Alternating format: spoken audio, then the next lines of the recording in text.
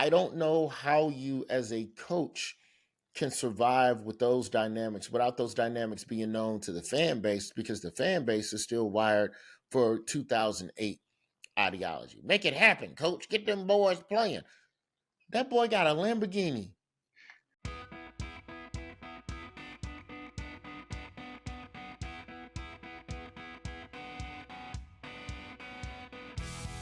Hey, welcome to Beat Everyone. I'm Ben Flanagan with AL.com, and today we've got somebody very special joining the show. Somebody who grew up in Birmingham, Alabama, the longtime correspondent and subsequently a guest host of The Daily Show, now co-host of CNN's Have I Got News for You with Amber Ruffin and Michael Ian Black. He was the featured entertainer for the 2023 White House Correspondents' Dinner. In December, he was honored as an Alabama Humanities Fellow by the Alabama Humanities Alliance. He's a lifetime sports fan. He loves the Chicago Cubs. And last year, he did a phenomenal podcast I know that you've heard of called Road to Rickwood for National Public Radio and Major League Baseball. And on top of the many TV shows and feature films that you've seen, his stand-up specials, he's got a new one, Roy Wood Jr., Lonely Flowers, now streaming on Hulu. We've been such huge fans of yours for so many years now. Roy Wood Jr., thank you so much for doing this. Thank you. I'm happy to be in the mix. That was a wonderful introduction. I appreciate that. Thank you for not bringing up my Ramsey High School baseball statistics. Well, that's what we want to get into for the next hour and a half, if that's okay. Roy, you were on The View recently talking about your new special, Lonely Flowers. People got to check it out on Hulu. You said that, this special is kind of about how we as human beings in such uncertain times when rhetoric is so heated and dangerous, like we've kind of lost connection, and it's kind of about how we can get connection back. I'm just curious, were you talking about politics or were you talking about the Iron Bowl rivalry? I don't know how you're going to get connection back with the Iron Bowl. Auburn has been taking some whoopings as of late. It's very one-sided. It's looking less and less like a rivalry if we're just looking at the last decade. But I grew up, what's funny is that we didn't move to Birmingham until I was in the third grade. And I remember sixth grade. No, I wasn't at Center Street yet. Sixth grade, I got bused out to Christian, WJ Christian in Roebuck from West End. And I'd been at school during Iron Bowl week, and it just wasn't okay, yeah, Alabama, Auburn, but I remember sixth grade was the first time where it was you must choose. Choose your tribe right now. And I just chose Auburn. I didn't, and it wasn't I didn't know. My family, my mom and dad don't watch sports. They're just not sports, but they're teachers and intellectuals and journalists. They don't watch sports. So I wasn't raised with any influence. At the time, Auburn had a quarterback named Reggie Slack, and I really enjoyed Randall Cunningham in 89, 90. So Reggie Slack seemed like a new age Randall Cunningham. So I just rooted for Reggie Slack. I didn't know. And I wore an Auburn shirt to school, and the stares and the betrayal and lost classmates for months.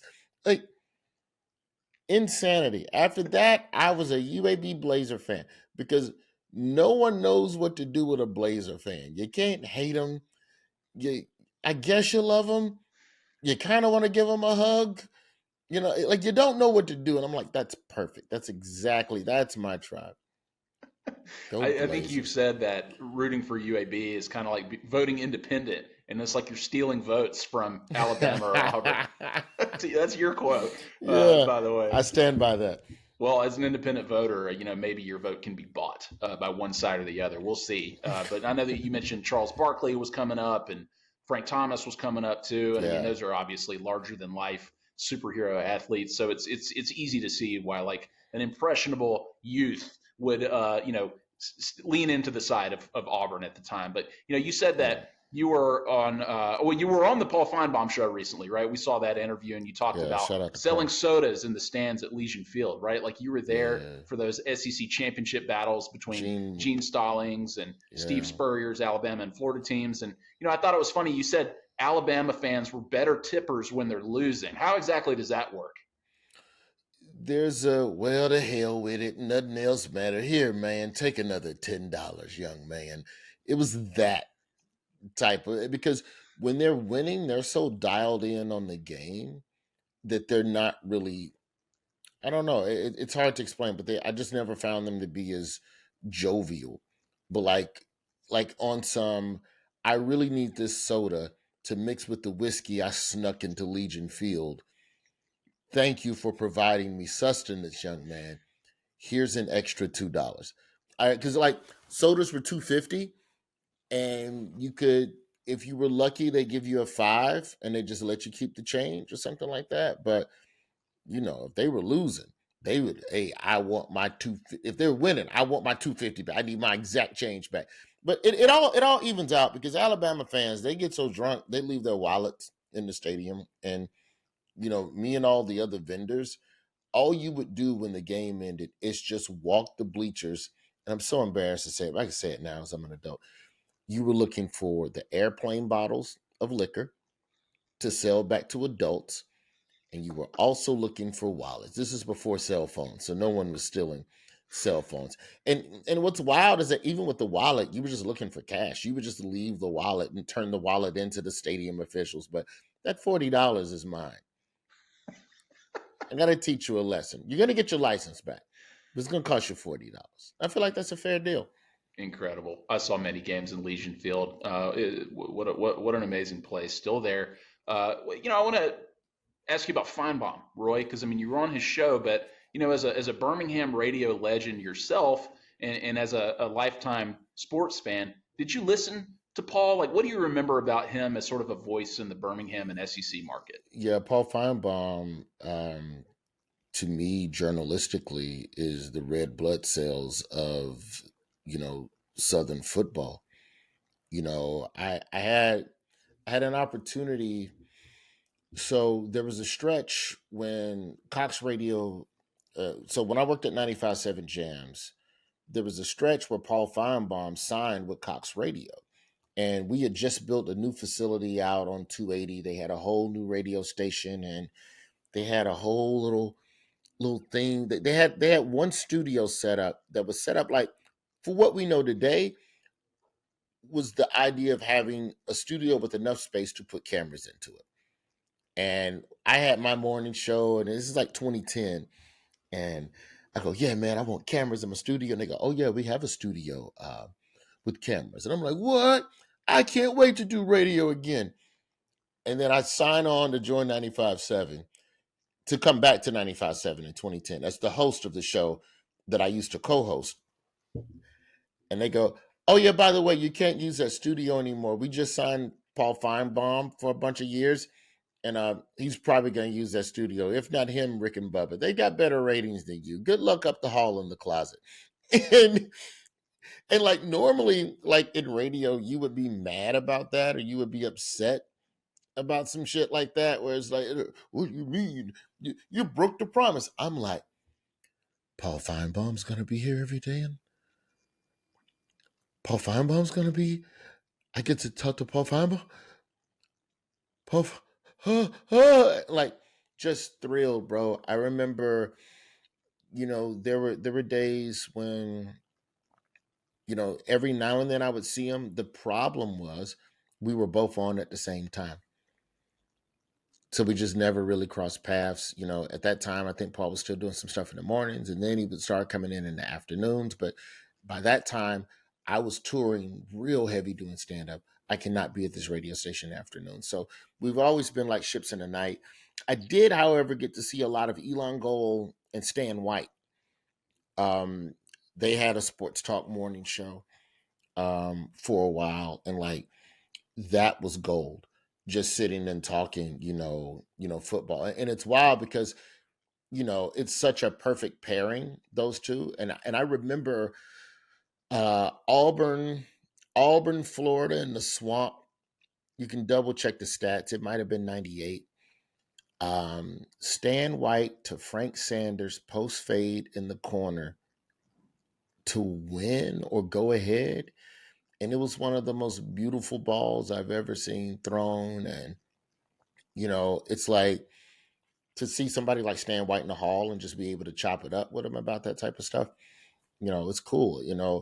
I remember Hell, man, I can take you back. Matt Coulter on WERC, Yeah, we know Matt. News Talk 960, and Finebaum will call in every now and then with Colt before Finebaum was Finebaum.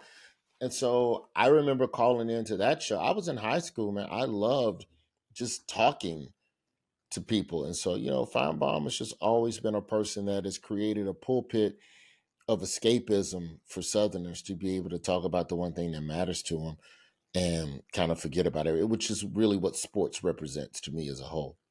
Yeah, I want to get into that. Our producer Matt Scalisi, who's listening right now, he used to co-host a show with Matt Coulter several years ago. Wimp Sanderson, if you can believe that. Wow. Yeah, exactly. Well, Roy, I mean, to your point, right, about like what sports can do, what they can be. I mean, a lot of like the conversation in your interviews, and obviously your special. Again, like finding connection with people. Sports seems like a natural avenue to do that, right? And something we've talked about in the past is how sports can bring people together, like people from all backgrounds, like all different types of people. They're high fiving, they're hugging, they're sharing meals, they're sharing space, and it seems like there is connection, but it also seems like it's potentially fleeting, right? Like, do you think that that type of connection people can share with sports is something that can be permanent, or do you think that it's something that is just only temporary? I think it can be permanent. My issue with sports now is that, and I think a lot of this might have something to do with a little bit of sports debate culture, is that I think that we tend to we tend to represent our team in the same manner in which we represent our political parties now. And so there's a level of negativity and anger and disdain that you may have with another fan base, and there's nothing you can do that'll ever make like there was the video. What was the video a couple years ago where the dude, some Bama fan, married to another Bama fan, and she gets him a birthday cake with all the Bama stuff and the Bama frosting, but he cuts it open and it's LSU colors. And the guy just loses it and like trashes his own birthday party. And I'm like, calm down. It's not that deep. Just lie. Tell yourself it's Mardi Gras. Like, it's okay if you eat the Mardi Gras cake. Like, that level of disdain, like where people are punching TVs and stuff after they lose, that's not healthy to me. And I think a lot of that has a lot of um, storm the Capitol energy, if you will, like in terms of the level of irrationality behind your action. And so that part of it, I don't think it's healthy. And I think that that has just started to show itself in the last two presidential elections. That level of sport, like the way LeBron and Kobe fans will. There's a legendary story of two guys on Twitter who agreed to meet and fight on Christmas Day because the other guy disrespected Kobe Bryant. It's called "Meet Me in Temecula." If you want to Google that one, folks. Two guys in Southern California go meet me in Temecula, California right now, and I will fight you for disrespecting my guy. It's not that deep. It's really not that deep. You think that, you say that, and then things like that happen, and like there have obviously been worse things that have happened throughout the years as a result of sports. Now, You mentioned debate culture. Oh, go ahead. Sorry. here's one thing that I do think is going to offset this to a degree is NIL. I think that NIL is going to create essentially a free agent. It already has created a sense of a free agency culture within sports. And I think that the fans and their level of expectations of the players and the program and the coaches has to be a little less because you don't like, what do you expect me to do? Four of our quarterbacks left last year. And now we got a new one who has to learn the system and we got to pay him. So the idea of number one, the elitism and the entitlement, I think is going to go away because NIL creates parity to a degree. You know, like the Nick Saban run. I think that's the last run we ever see of any college coach who can have a run like that. What was it?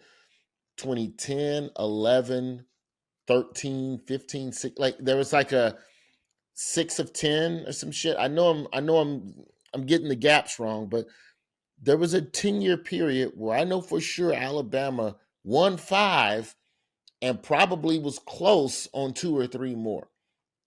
So the idea of that happening again, I think, is gone. So maybe that will calm fans down just a little bit. And everybody can get used to losing every now and then. So maybe you don't punch your TV. Maybe you don't shoot at someone's car after the Iron Bowl and kill somebody. So I don't know. We'll see. You're right. I mean, it's a tough pill to swallow, certainly for this fan base, the Alabama fan base, right? And they're having to sort of get used to a new era, and obviously it can still be successful, but it's never going to be what it was with Saban. Nobody's ever going to see that again at any school, for that matter. Correct. But you mentioned debate culture, right? And you were on First Take with Stephen A. Smith fairly recently. He gave you kind of a hard time when he was asking you about Alabama football, knowing that you come from Alabama, you were raised there, and Kalen Yeah, DeBoer replacing Nick Saban. That was the conversation. making me You choose. said give the man a chance, right? Like, we're one season in, we're in spring practice right now, right before his second season. How do you feel about the future of Alabama football under DeBoer? I think you have to give any coach time to get their recruits in that can best execute their system. I mean, to inherit Nick Saban's roster is a blessing. You're kind of like John Gruden riding that Tony Dungy roster to a Super Bowl ring. No disrespect to Gruden. You still got to coach and call the plays, but the idea that he's able to do something with what he had coming in the door, I think that's a dope thing. But I just think that in college football, there's just such a win now mentality that I almost wonder if now every team is just racing to become the Yankees and sign the best free agents, and you just collect all of the best players in the nation. And then it's on the coach to somehow make these players congeal and have chemistry and execute the plan that he wanted to execute. Also, with this money, you're not going to have the same players buying into whatever system the coach would. That's why a lot of these players leave, is because they don't want to deal with a hard coach. They don't want to like. So I think you have to give Coach Kalen some time to figure out how to adjust to this new world order. I think it would be very unfortunate and short sighted to run him out of town thinking you're just going to go get somebody else that's just as good right away. I don't think it's realistic. You could be Alabama fans. You could be in your valley. You know what I'm saying? After Gene Stallings, your Nick Saban, the boy may not be your Nick Saban. You know what I'm saying? You might be in your Mike Tice era right now for a minute. It's okay. Was it Tice or Price? Yeah, yeah, Price. Mike Price era. You Yeah. might be in your Mike Price era. You We don't want that area again, Roy. You remember what don't want happened no with strip club action? Huh? Yeah, we'll say, maybe Francione they could take, You maybe should even have. Shula. Yeah, maybe this is your punishment for never hiring Sylvester Croom. Maybe you deserve a little bit of a valley for a minute. But the idea that everybody must come in and win now with someone else's players and get the players, and God forbid that player leaves next year. College players used to benefit from playing behind someone or being in a 2 quarterback system. Those days are gone. When you think about the dominance that Florida had, and forgive me for not remembering the brother's name, but was it Leak? Was it Chris Leak that played with Tebow? Yep, Chris Leak, that's right. Okay, and so it wasn't a full blooded 2 QB system, but there were times where Chris Leak was on the field for about 40% of the snaps. A guy like Tebow now would transfer. Well, I don't know if Tebow, but the average kid is not going to deal with some platoon system stuff. When the platoon system is kind of what worked and got Florida that chip. So I don't know how you, as a coach, can survive with those dynamics without those dynamics being known to the fan base, because the fan base is still wired for 2008 ideology. Make it happen, coach. Get them boys playing. That boy got a Lamborghini. It was different. Yeah, I could get you playing. Hey, if you catch this touchdown, I buy your mama a house under the table. Yeah, he gonna go get you a touchdown because his mama need a house. How do you motivate someone who comes to practice in a Lamborghini? Yeah. And I heard you say too, like it could even reach the point where like, it's the kicker, game's on the line, we need you in the game. It's like get on the phone with the money man, right? And maybe I'll come out there and kick the game winning field goal. I love that kid from UNLV walked 4 weeks into the season. That's what you're dealing with now. So you have to understand that. Was it the quarterback who just said, "Yeah, I'm not coming to practice. The check ain't clear. Y'all said y'all was gonna give me the money. Y'all ain't give me the money. So I'm not coming to practice." And everybody called him ungrateful and how dare you, and you're getting an education. If your job didn't pay you what they said they was gonna pay you, how many more days you gonna go to that job? It's a great point. I So we mean, have to, I just think that we're using criticisms that are rooted in an old ideology on how the game is coached, recruited, and played to critique coaches that are now playing against a new set of standards that are still being drawn. And so to give Coach DeBoer anything less than 4 to 5 years to figure that out is unrealistic. It's entitled and it's ungrateful of Alabama fans to be in that headspace because you're going to get rid of him. And then you're going to have to get a new coach who's going to have to do the exact same thing in building rapport and building a culture that says something to the players who may want to come play there.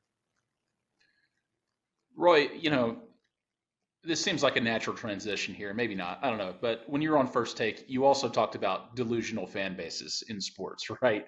They asked you about the NFL. You said the Cowboys. They asked you about Major League Baseball. You said the Yankees. And they asked you about the NBA, and you said the Knicks at the risk of compromising your courtside access, maybe. But Yeah. y'all never made it to college football, though. And this state is obviously unique. How would you describe football fans in Alabama, whether it's Alabama or Auburn? I would say SEC fans as a whole all hold the same degree of this year is our year. Prove me wrong.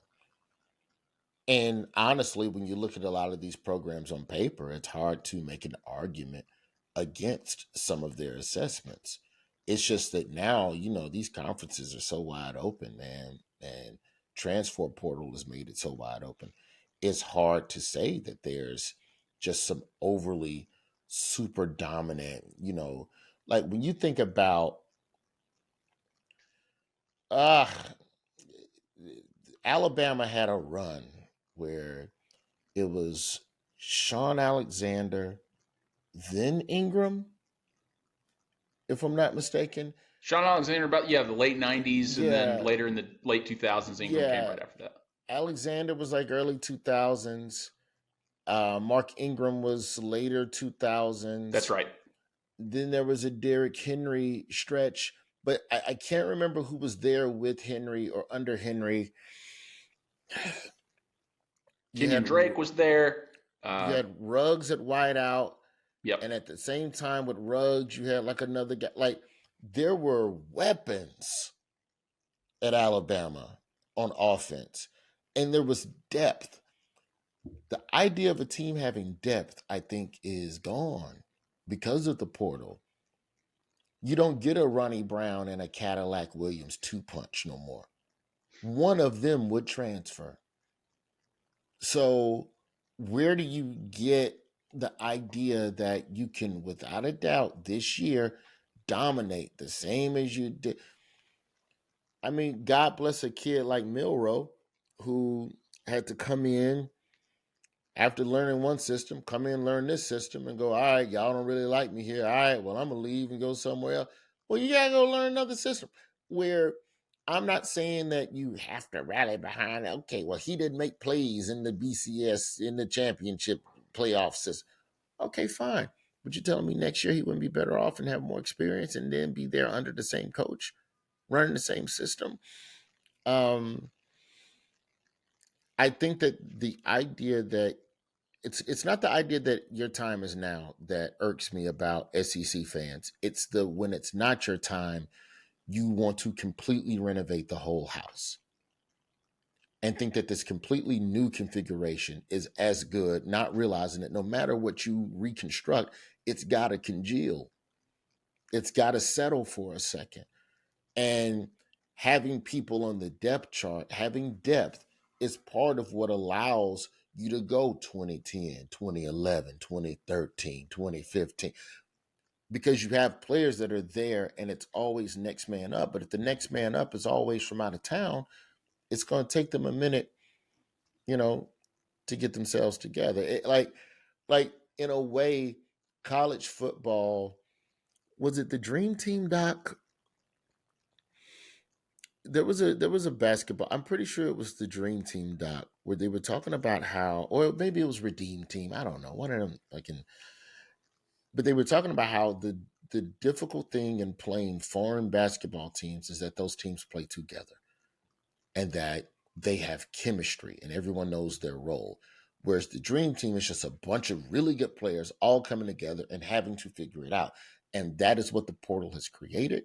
And somehow it's the player's fault or it's the coach's fault. And that to me just doesn't add up to you realistically thinking, oh, we lost. We got to get him out of here. The fact that Jim Harbaugh was on the hot seat when all he did was make the playoff at Michigan, won it, and then left, as he should have, because there's no pleasing y'all beyond that. Like, and Michigan fans got a lot of nerve being entitled, like SEC fans, because y'all get kicked in the nuts a lot for a long time. It's like talking to Notre Dame fans now. It's like, geez, settle down. Y'all was about to fire that guy too. So I think that I think that we as college football fans have to acknowledge that there are a lot of new variables that will constantly shake up the chemistry of a team and the development of the players on the depth chart, which makes it hard to run it back every year. I one thing that I am excited about, and I hope that this starts to shift. We're starting to see it a little bit in basketball, in college basketball, is that players will stay and remain at a school for a little bit more money to help become the face of that program, which could then help with the congealing and all the other stuff that I'm talking about. That's going to cost some money, but when you get a cat like the Manning boy over in Texas, and he stays and he doesn't transfer, that's good. That's really good for the sport. And so, we'll see, man. But I just wish that fans right now would be a lot more lenient to the coaches and the programs because they're figuring this out as they go. Great points, Roy. I mean, you see it in college basketball too, like during the one and done era when you saw teams like Butler and VCU and George Mason making the Final Four. It's because those guys had been playing together for several years. They had chemistry, and like you got a team full of great players and 5-star recruits who have only played together for a couple of months. So it's an amazing point. Roy, got a couple more for you here. Yeah. You've thrown the first pitch at Wrigley Field, where you also got to sing "Take Me Out to the Ball Game" in the seventh inning stretch. I mentioned the Road to Rickwood podcast, which was such a rich exploration of the history of baseball in Birmingham. Whether it's during your childhood or since you've become famous, which has been many years now, what is your favorite sports memory or experience that you've gotten to have? Above all, my favorite sports memory.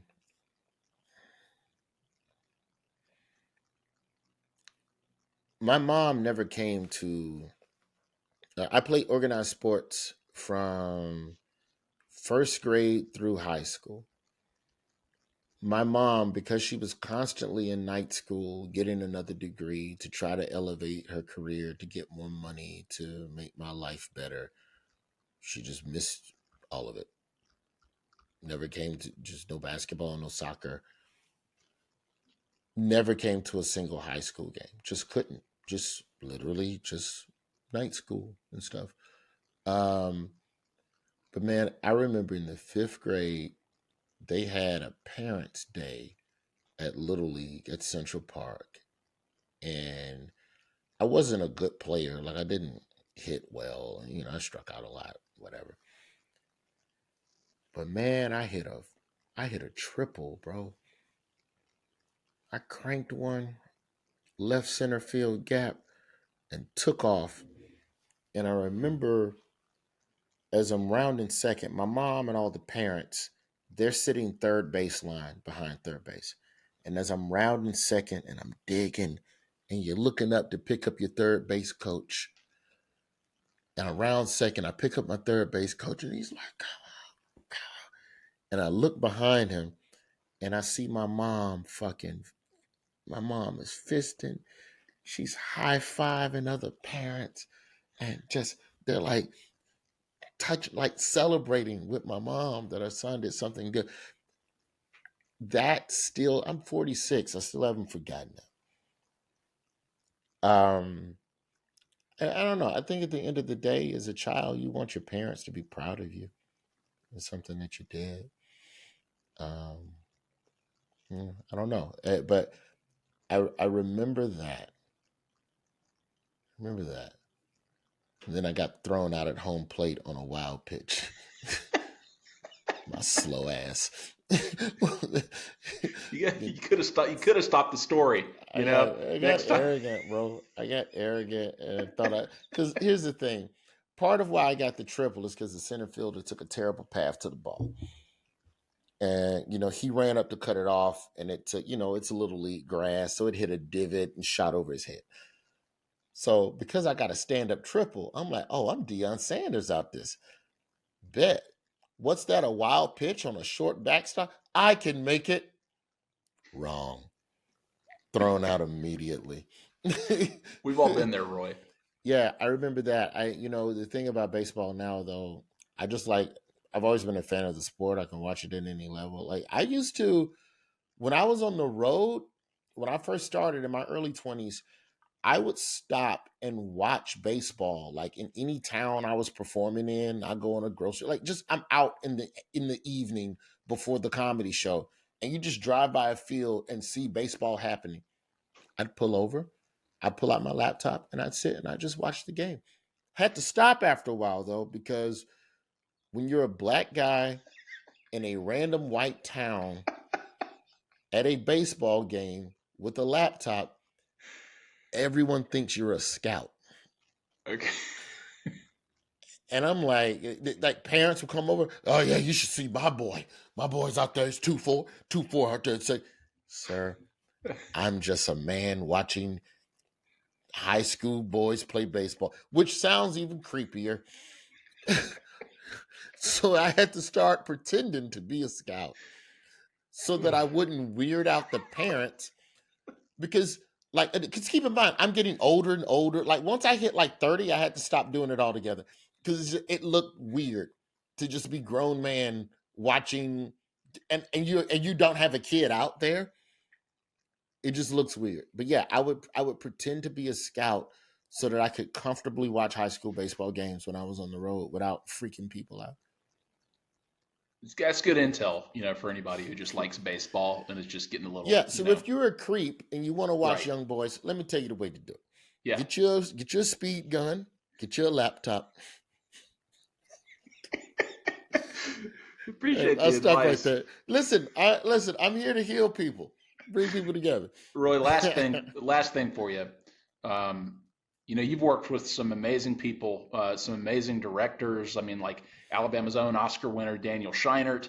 You've worked with Steven Soderbergh, Greg Mottola. You've got a new movie coming soon with Jonah Hill on the way, with like Keanu Reeves and Cameron Diaz. Alabama's Laverne Cox is part of that. You've got Love Brooklyn with Bessemer's Andre Holland. Yeah. You've been on Better Call Saul and Only Murders in the Building. I mean, the resume is truly incredible. And I mean, I think the common denominator here, Roy, is like you've got incredible taste. And so I've seen some things that are on the way, certainly. But what do you want to do next?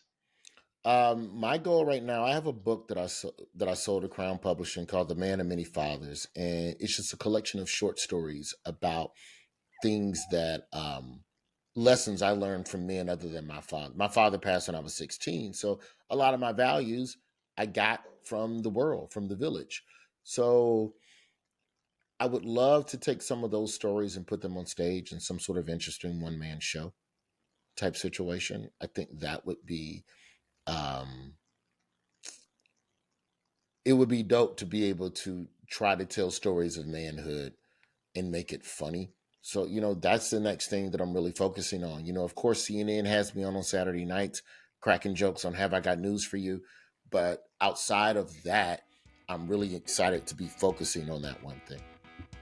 Got it. Sounds amazing. The work is incredible. I mean, he's the co-host of, as he just said, CNN's Have I Got News for You, his stand-up special, Roy Wood Jr., Lonely Flowers, streaming on Hulu right now. You got to check it out. He's one of the best in the business. We're huge fans of him. Roy Wood Jr., thank you so much for doing this. Well, thank you.